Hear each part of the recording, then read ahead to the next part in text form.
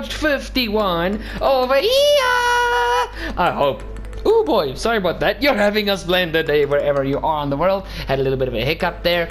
And welcome to today's episode of the Motorsport Lounge. We're talking about the 2021 Qatar Grand Prix. Oh, it's gonna be a juicy one because obviously a certain someone, which is my hero, got a podium, but we'll talk about that in just a second. So let's run through the race results. Your winner for the 2021 Qatar Grand Prix was Lewis Hamilton for Mercedes, completing the race in 1 hour, 24 minutes and 28.4 seconds, taking home a full 25 points. Max Verstappen was in P2 for Red Bull, 25.7 seconds behind Hamilton, taking home 19 points because he also got fastest lap. And here's the man of the hour. Fernando Alonso got P3 for Alpine, 59.4 seconds behind Hamilton, taking 15 points. Ahead of the second Red Bull, Sergio Perez, who was in P4, taking 12 points, 1 minute and 2.3 seconds behind Hamilton. The second Alpine of Esteban Ocon was in P5, 1 minute and 20.5 seconds behind Hamilton, taking home 10 points. Lance Stroll was in 6th for Aston Martin, just 8 tenths behind Esteban Ocon in P5, taking home 8 points. Carlos Sainz was 7th for Ferrari, followed by his teammate Charles Leclerc in 8th, also for Ferrari. Lando Norris was in P9 for McLaren, suffering a very unfortunate puncture at the end of the race, taking home 2 points. And your final points standing position was Sebastian Vettel for Aston Martin, 1 lap behind Hamilton, taking home the final point. From 11th to 20th, you've got Pierre Gasly for AlphaTauri, Daniel Ricciardo for McLaren, Yuki Tsunoda for AlphaTauri, Kimi Raikkonen and Antonio Giovinazzi P14 and P15, Mick Schumacher in P16 for Haas, George Russell in P17 for Williams, 2 laps behind the leader, and he was the only finisher ahead of the final man, Nikita Mazepin for Haas, also 2 laps down. And your 2 retirements were Nicholas Latifi for Williams and Valtteri Bottas for Mercedes. Now guys, let's look at the Constructors Championship standings after the Qatar Grand Prix. So Haas Ferrari is still in P10 on 0 points. In 9th is Alfa Romeo Ferrari on 11 points, with Williams Mercedes in 8th on 23 points. Aston Martin Mercedes are 7th with 77 points. AlphaTauri Honda are now in P6 on 112, and Alpine Renault have jumped AlphaTauri by a fair margin. They are 5th on 129 points. McLaren Mercedes are on 4th on 258 points. 3rd is Scuderia Ferrari in 297.5 points. 2nd is Red Bull Racing Honda on 541.5 points, and now leading the Constructors Championship by only a smidge, by only 5 points, is Mercedes AMG Petronas Racing on 546.5 points. Last thing before we get into the talking points, guys, is the Drivers' Championship standings after the Qatar Grand Prix. So Nikita Mazepin is still in P20 on 0 points, just behind his teammate Mick Schumacher in 19th, also on 0 points, and Antonio Giovinazzi is 18th on 1 point, with Nicholas Latifi in 17th on 7 points. Kimi Raikkonen is 16th on 10 points, George Russell 15th on 16 points, Yuki Tsunoda is 14th on 20 points, with Lance Stroll 13th on 34 points, Sebastian Vettel 12th on 43 points, Esteban Ocon 11th on 52 points, and breaking into the top 10 is Fernando Alonso on 77 points, behind Pierre Gasly in 9th on 92 points. Daniel Ricciardo is in P8 on 105 points, with Carlos Sainz 7th on 145.5 points. Charles Leclerc is 6th on 152 points, just 1 point behind Lando Norris in 5th on 153 points. Sergio Perez is 4th on 190 points, with Valtteri Bottas 3rd on 203 points. Lewis Hamilton is 2nd on 343.5 points, and Max Verstappen leads the World Drivers' Championship by 8 points on 351.5 points. Now, let's jump straight into the talking points for this beautiful Qatar Grand Prix. Now, guys, the first thing I want to talk about is the track itself, and the fact that it suits F1 better than we thought. Heading into this weekend, the main theme for the Qatar Grand Prix was there's not going to be any overtaking. The dirty air is going to kill the drivers like it did at Mexico. The track is built for MotoGP purposes. And And yet we had some absolutely fantastic racing around the Losail circuit.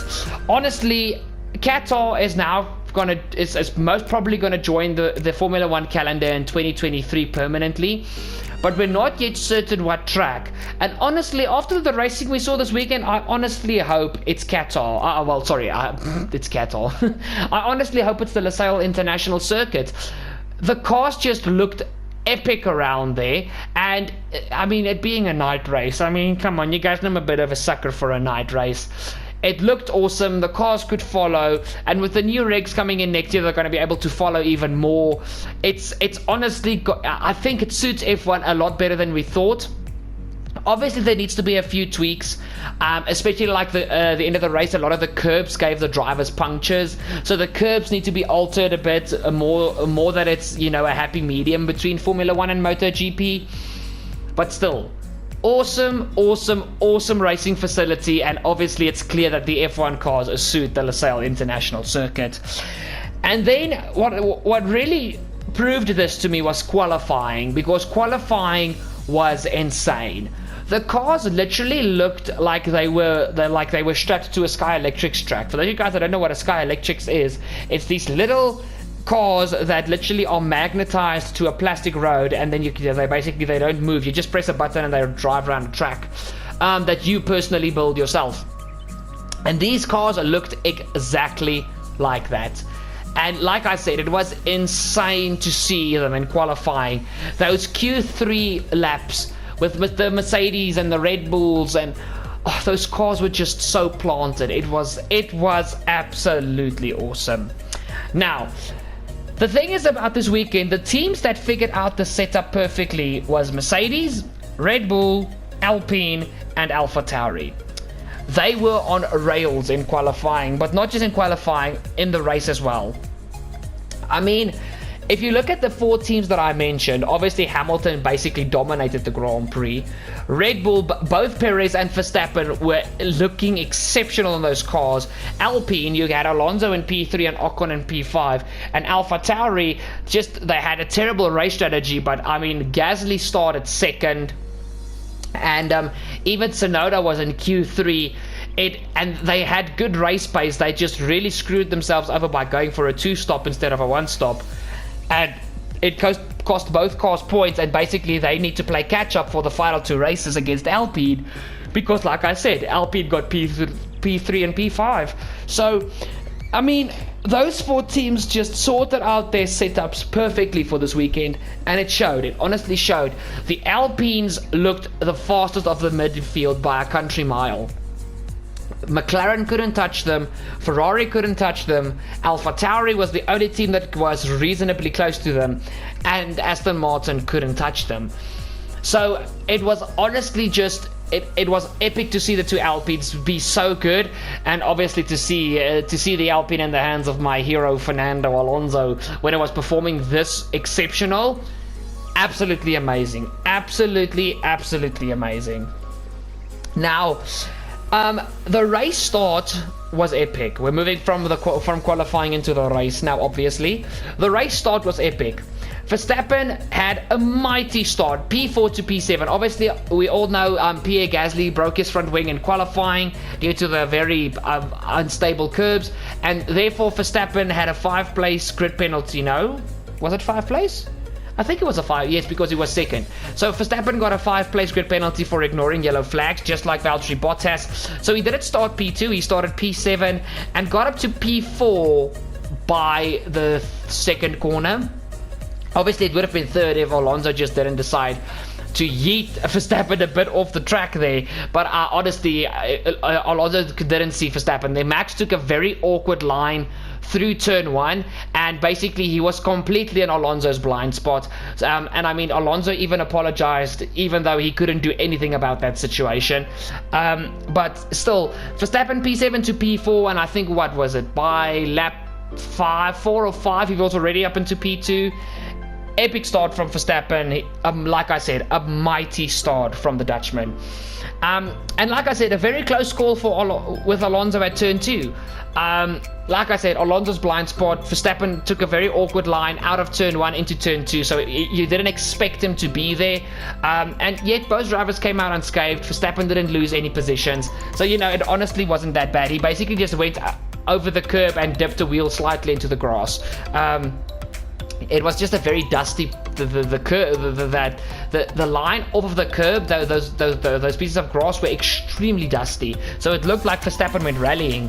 But in any case, just a very close call with Alonso at T2, but still epic start from Verstappen. And Alonso also had a beautiful start along with Gasly. Now, one thing that I do want to I'm gonna knock two birds with one stone here. Hamilton knew they were coming, defended perfectly from the eager Gasly and Alonso. Now, we all know the Mercedes started on the mediums and Gasly and Alonso started on the softs. So that is more grip, and we all know, especially Fernando Alonso, has got a reputation for being an absolute animal off of the start. And the thing is, Hamilton knew if he wanted to win this Grand Prix and not have any threat from Verstappen from behind, he had to be the leader at the end of lap 1. He couldn't afford to sit behind a midfield car like Gasly or Alonso for 5, 6, 7, who knows how long, how many laps, because that would have given Verstappen the opportunity to not just catch up to Hamilton, but maybe overtake him. And Alonso and Gasly had the best starts possible, but Hamilton, the experienced veteran that he is, made sure that he closed the lines so that neither Alonso or Gasly could go for these, risky moves to try and get past Hamilton. He just made sure that he parked to the Mercedes on the apex, defended the proper lines, and came out of sector 1 in the lead. And that is what he had to do. But can we just talk about the move that Alonso made on Gasly from T2 to T4? Alonso just yeeting it around the outside of Gasly and just, giving Gasly no mistake no confusion that the move was made. Alonso just had such good drive coming out of T2 and T3 that move around the outside was honestly, it was unstoppable. Gasly would have not been able to do anything to cut off that move, in my opinion. It happened so quickly, and Alonso knew he had to make that move if he wanted to, have any chance at a podium. Because if he was stuck behind Gasly, not knowing that the AlphaTauris were going to make a 2-stop, he could have ended up in P4, which would have been off the podium, and it also would have put him in closer proximity to Perez at the end of the race, considering how things turned out. So that move was critical for Alonso to make to secure him the podium that he achieved. And honestly, if it wasn't for the Ocon-Perez battle, that would have been the battle and the move of the race, without a shadow of a doubt. I still think it's the move of the race, but not the battle of the race. We'll get to the Perez-Ocon one a bit later on. And let's talk about Valtteri Bottas now. Look, it took him 15 laps to get going, but when he got going, he was on absolute fire. Now, guys, I know everybody likes to tease Bottas and say Bottas, he's very hesitant with overtakes. He's got the fastest car on the grid and he doesn't make moves and blah-de-blah-de-blah-de-blah-de-blah-de, fish paste and fish cookies. Bottas, yes, he took 15 laps, but as soon as he got into a rhythm and into settling into the race properly, some of the moves he made was exceptional. I mean, he had a 3-wide moment with Stroll and Tsunoda, which was epic. He didn't make the move on Stroll so much, but he got the moves on Tsunoda, and literally the very next lap he passed Stroll. He really was racing awesomely as soon as he got into a rhythm. But this brings me to the topic, because Bottas just can't seem to have any luck though. That puncture was so unfortunate, and this turned out to be a theme for the rest of the Grand Prix, because we had a lot of punctures, especially at the end of the race. But I mean, Bottas would have been battling with Perez and Alonso for that final podium position, and he couldn't because he got a puncture and had to go to the gravel trap. And after that, going off track so many times with the puncture damaged his floor, and he had to retire the car because he didn't have any downforce Well, he didn't have. It's not that he didn't have any downforce. He had very minimal downforce, and that is honestly a bit of a blow for Mercedes and the constructors, because Red Bull outscored them this weekend. So it was really unfortunate, and Bottas has had a season where this entire season, the weekends that he drove well, he has had so much bad luck, and the weekends. And then there were obviously just weekends where Bottas didn't perform, but they were much less this season than I felt in previous years. His luck bar just this year has been none. So much bad luck for Bottas, and it was really unfortunate to see, because Bottas was really driving well, and it just seemed like he can't get any luck.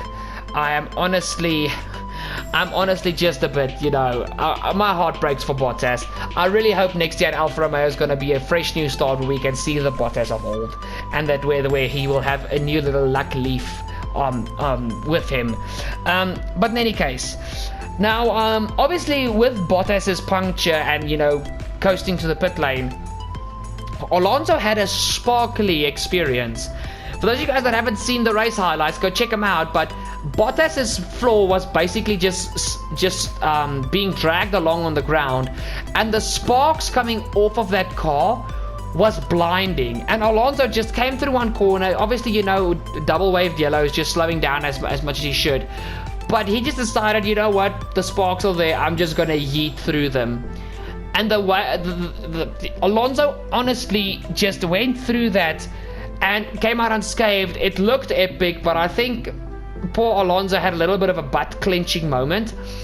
And even me, myself, was just like, yo, that is not something that I wanted to see. That looks very, very scary. So, a little bit of a sparkly experience for Alonso, but luckily it didn't affect his race at all.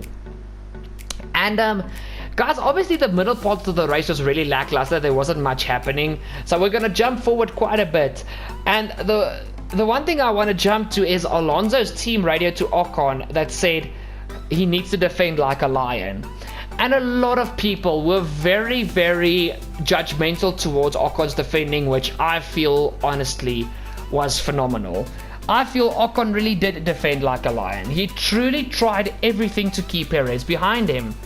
I mean, he went side by side with Perez for 4-5 corners. Obviously it was on the outside, but he literally tried everything to defend from Perez. The Red Bull was just too quick. And unlike Hungary, where it's very hard to overtake, we thought Qatar was going to be like Hungary. But like I said at the beginning of the video when we talked about the track, it was the complete opposite. This track made for such good racing, and overtaking wasn't as hard as it should have been. It wasn't closely as hard as what we intended it to be. Well, as not what we intended, as what we thought it was going to be. And Ocon defended with every fiber of his being, and it was awesome to see. Like I said, the move from Perez was not the move of the race, but it was the battle of the race, without a shadow of a doubt. If we had a battle like that between Alonso and Gasly, I think they would have taken the overall prize that I am giving out now. But Ocon really defended like a lion, and it was fantastic to see Ocon just, really going for it. Awesome from Esteban. And then, one thing that I want to talk about is the heartbreak for Williams. Both cars with front left punctures. Now, like I said, guys, at the end of the race, at the end of the second stint, of which most drivers went for the one stop, you had obviously Valtteri Bottas having a puncture, but that was on his first stint. Then you had the two Williams drivers getting punctures, as well as Lando Norris, who was forced to make a pit stop for a slow puncture. And like I said when we talked about the track once again, that's the only problem about the Losail circuit. The curbs need to be a little bit more friendly towards F1 cars. And I mean, Russell and Latifi were actually pretty close to points for that race, for another points finish for Williams. Latifi was keeping up with Russell the entire race. He was close to George, and they were literally busy battling with the bottom end of the top 10. They were busy battling with Gasly, Ricciardo, and Tsunoda, and even Raikkonen for those final points. And it could have gone any way, with all due respect. And yet, both cars just, getting punctures and both cars having to retire. it was a very tough pill to swallow for Williams, and honestly, it just breaks my heart. But in the same sense, probably that virtual safety car that was caused by Latifi retiring is probably what saved Alonso's P3. I just thought I'd mention that, so thank you, Latifi. But in any case, guys, I just mentioned it. The VSC caused by Latifi saved Alonso's podium. Like I said, guys, it's known that I am an absolute Fernando Alonso fanatic. I'm a fanboy, I'm passionate, whatever, but I will never let my passion for the sport or my love for a driver influence the way I see influence the way I see the sport, or influence the way I see certain scenarios playing out. And this is exactly that. If I was one of those typical fanboys, I would have said, no, if Perez would never have caught Alonso. The VSC was, it was just unlucky for Perez. I'm not that type of guy. I know Alonso's race was saved by the VSC. Perez would have caught Alonso and passed him quite easily because Alonso's tires were absolutely knackered. But still, Alonso deserved that podium in my opinion. He drove his absolute heart out. That move on Gasly on the first lap, keeping Gasly and Norris and the Ferraris behind him, actually making a gap on them, having a sparkle fest in your face. And even something else that I'm going to talk about later was when Schumacher dangerously rejoined the track. But I mean, actually I'm going to talk about that now. Mick Schumacher, just before the virtual safety car, went off at the penultimate corner and rejoined dangerously and nearly wiped out Alonso. And once again, I'm going towards the stewards who are noted or unbroadcasted, because honestly Schumacher should have got the penalty for that, because that was a very, very dangerous rejoining. Over the radio just said, guys, that was a bit dangerous, please have a look at it. And the stewards didn't even make time to look at it. I can't with these stewards anymore, guys. But I'll rant about them at the end of the season, because it's going to be a podcast in its own. But like I said, the VSC saved Alonso. But still, my one prediction for this year was that I haven't forgotten was Alonso will get a podium in 2021. It's almost taken an entire season, but it's happened. And I am overjoyed beyond compare. I am absolutely over the moon. My man, my hero, my idol in Formula One is back on the podium where he deserves to be. Vamos, Fernando! And guys, yes, Alonso was lucky his tires held. I mean, Alpine even told Alonso over team radio with about 10 laps to go, stay off the curbs. Whatever you do, stay off the curbs. And that slowed Alonso down even more, because he couldn't carry so much momentum around the lap as he would have usually. But it saved his race. The virtual safety car and Alonso knowing what to do when the team told him is what saved his race. But he was lucky his tires held.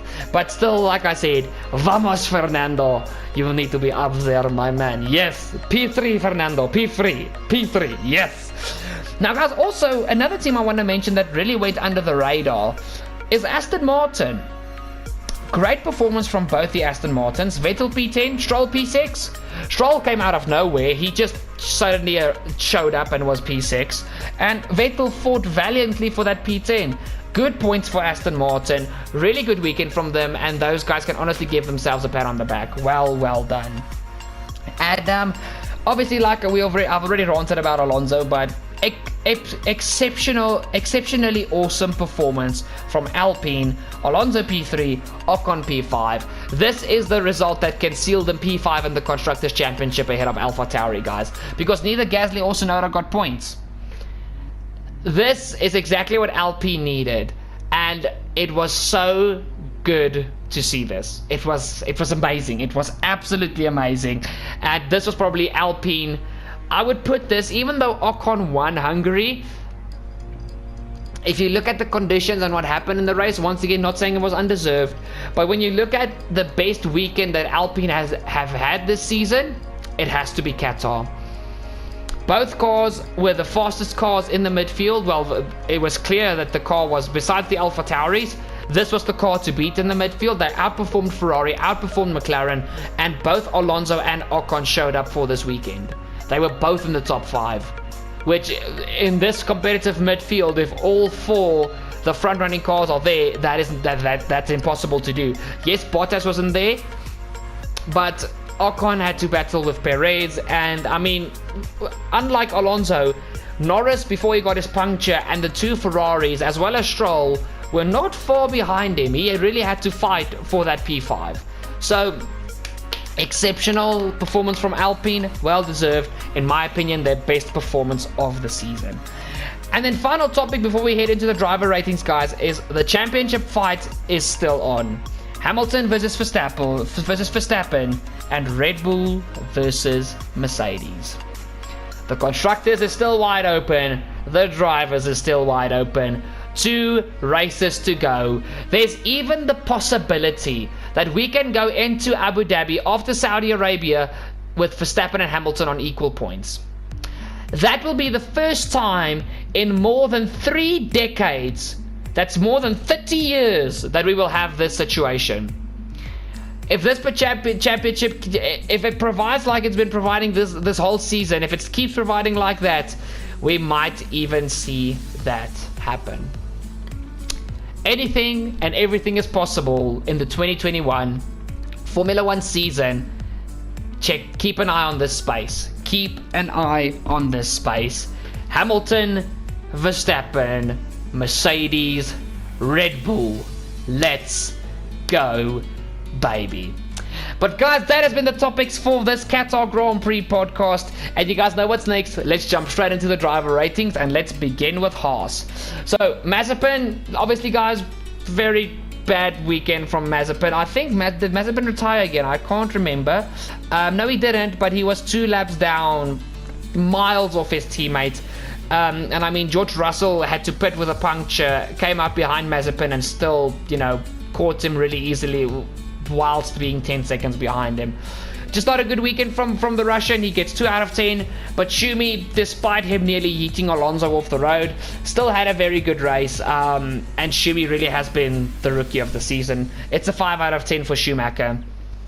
Giovinazzi, nowhere to be seen, just a bad weekend from Alfa Romeo in general. Giovinazzi gets a 2 out of 10, and Raikkonen also very lackluster weekend. It's a 4 out of 10. Going towards the 2 Williams, obviously heartbreak for the Williams crew. Both cars fighting near the points, but getting very unexpected punctures. Latifi gets a 4 out of 10, and Russell also a 4 out of 10. Going towards the 2 Aston Martins, who on the other hand had a brilliant weekend. Stroll with his P6, it's nothing less than a 10 out of 10, and Vettel then with his P10, good performance, battling hard throughout the race. It's an 8 out of 10. And I know Vettel had a good qualifying, but he had a very, very bad first lap, just being bullied off the track like 2 or 3 times, and he fought back to points. Well done for Vettel. It's an 8 out of 10. Yuki Tsunoda, so we're going in towards the 2 Alpha Tauris. Yuki Tsunoda, just, first of all, AlphaTauri screwed both their drivers, and they just put them in impossible positions. And this was not the driver's fault. It was just there was nothing that Gasly or Tsunoda could do. But Tsunoda gets a 3 out of 10, and Gasly a 6 out of 10. Towards the 2 Alpines, Ocon P5, doing what he needs to do to try and help Fernando get that P3. Beautiful driving, beautiful battling, defending, attacking, whatever he did, he was brilliant. Ocon gets a 10 out of 10, and obviously Alonso got a frickin' podium and was faultless this weekend. It's an 11 out of 10 for my hero. Well done, Alonso. Going towards the 2 Ferraris, guys, very weird weekend from Ferrari and McLaren both, actually. Not really seeing much, just there vibing, not really making moves, just securing points. So both Sainz and Leclerc, 7 out of 10. Then McLaren. Ricardo, 4 out of 10. Once again, just not being there. And I mean, Ricardo didn't get points. Ricardo got P12 behind Gasly. In between the 2 AlphaTauris, actually, Gasly and Tsunoda were 11th and 13th. Just nowhere to be seen was Danny Rick, so he gets a 4 out of 10. And obviously Lando having actually a good race, but once again an unfortunate slow puncture at the end of the race. Had to pit and only managed P10 after that. It's a 7 out of 10 for the Brit. Now heading towards the 2 Mercedes. Good weekend from both of them. especially with Hamilton dominating. Bottas once again, just a lot of bad luck and retiring, but up until that point, Bottas was having a phenomenal weekend, and he really deserved much better than what he got. Bottas gets a 7 out of 10, and Hamilton, for his dominating performance, it's a 10 out of 10 for Lewis. Finally, the two Red Bulls. Guys, once again, Verstappen fighting back from P7 to P2, and Perez also falling out in Q2. That was very weird. Just Perez struggling in qualifying, but having a beautiful fight back through the grid. Both Red Bulls, good pace, good racecraft, just having a good weekend. And actually Perez coming through, making sure that Red Bull outscore Mercedes in the Constructors battle. That was critical. So both Red Bulls, Perez and Verstappen, get 9 out of 10. So, the team standings after the previous round, which was the Sao Paulo Grand Prix. For the team's standings were Haas in P10 on 124 points, Williams in P9 on 192, Alfa Romeo 8th on 201, AlphaTauri 7th on 217, Aston Martin 6th on 218. Only 1 point difference between AlphaTauri and Aston Martin. It's going to be a close one. Alpine 5th on 234, Mercedes 4th on 247, McLaren 3rd on 262, Ferrari 2nd on 295, and Red Bull in 1st on 299. Just 4 points between Red Bull and Ferrari. How is this even possible? How is this possible? It's going to be so close between those two teams. But obviously, after round 20, the gaps have grown and changed. So, Haas in P10 on 131. Williams finally hitting the 200 mark with exactly 200 points in 9th. 8th is Alfa Romeo on 207. Williams might even catch Alfa Romeo by the end of the season. AlphaTauri is in P7 on 226. Aston Martin have leapfrogged away from AlphaTauri in 6th on 236 points, so there's 10 points in between those two teams now. Alpine P5 on 255 points, just 9 points behind Mercedes in P4 on 264 points, who are just 9 points behind McLaren in 3rd on 273. Ferrari are 2nd on 309, and Red Bull are still in the lead with 317 points, but it's still all to fight for. 2nd between Ferrari and Red Bull, 3rd between McLaren, Mercedes and Alpine, 6th between Aston Martin and AlphaTauri, and 8th between Alfa Romeo and Williams. This is still going to get very juicy. Now, let's get into the part which most of you guys enjoy the most, the Motorsport Lounge Predictions Championship and our predictions for the 2021 Qatar Grand Prix. So, Melanie said Verstappen on the podium. Both Ferraris ahead of McLaren. Mercedes podium, which absolutely everything happened, so she gets another 16 points. I myself said Hamilton dominates, which happened. Ferrari top 5, which happened. And Ferrari outscore McLaren. Wait. Ferrari top 5. That did not happen. Sorry. Ferrari outscores McLaren. That did happen, so I get 10 out of 15/16. Jadepie said Max on the podium, which happened. McLaren top 10, which happened. And a crash over the course of the weekend. There wasn't really crashes. There was just like unfortunate punctures and wing breakages due to the curbs. So unfortunately, I couldn't give Jadepie crashes because they weren't really crashes. Then Boosted didn't send in anything, so he gets 0. Jess said Perez wins, which unfortunately didn't happen. Mercedes outscore Red Bull, which didn't happen. But then her boldest prediction actually happened. Alpine and AlphaTauri in Q3, all 4 cars, which happened, so she gets 5 points for that.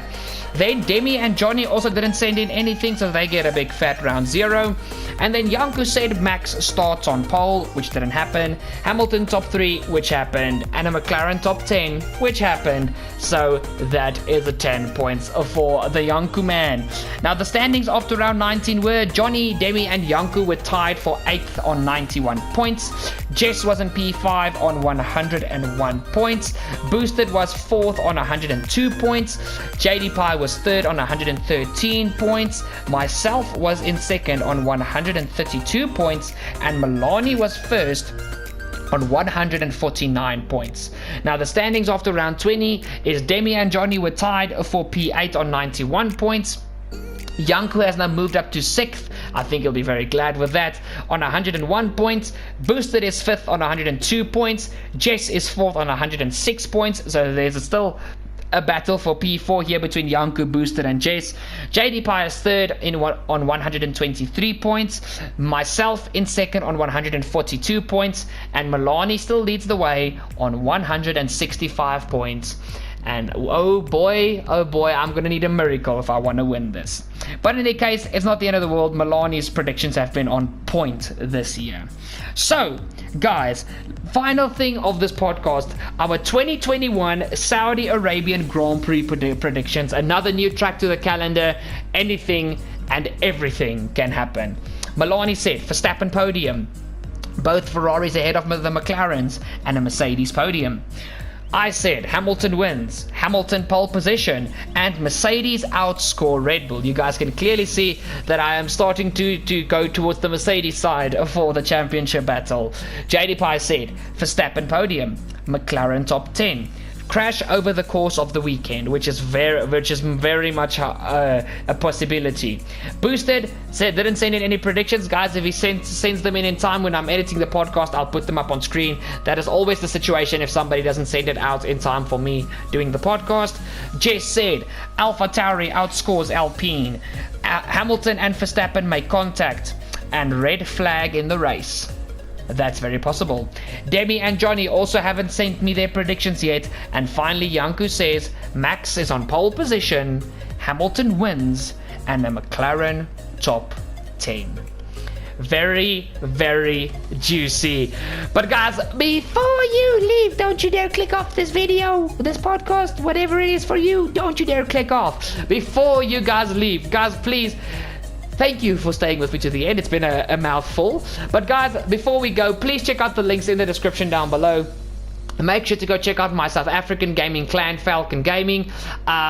They're doing a lot of amazing things for the South African gaming community, guys, especially the esports side of things. And we're really growing as a clan. So please check out Falcon Gaming. Secondly, while you're on social media checking out Falcon Gaming, make sure to follow me on social media. All my social media links are in the description down below. If you enjoy this podcast and you know you've got friends who will enjoy content like this or any of the content on my channel, please share this or any of my videos with your friends on social media. Tag me in the post or the story and I will give you a shout out in a future video as well as on my social media. And finally, check out my second YouTube channel. It's called Forza Watch Gaming. Link is in the description down below as always. And guys, if you enjoyed yourself throughout any part of this podcast, remember to drop a like down below. It's only going to take you 2 seconds and it looks kind of nice when you hit it at a like. And finally, if you're new to the channel and this is your first time viewing one of my videos, whether it's an F1 video, if it's this podcast, whatever it is, and you are not yet subscribed, what are you doing? Hit the subscribe down below and don't forget to ding that bell to never ever miss a future video. Here on Turbo Fox Races, I can guarantee you're going to be happy with the content on the channel, and 2022 is going to be a good year for Turbo Fox Races. Guys, you guys have been amazing. Thank you so much for watching. And my final thoughts for the final 2 races, can't wait. It's going to be exceptional. The championship is still up for grabs between Hamilton and Verstappen and Mercedes and Red Bull. There's so much that can still happen in these final 2 races. It's going to be awesome. Honestly, can't wait even a little bit. You guys have been amazing. I love you guys and I'll see you guys next video. Cheers!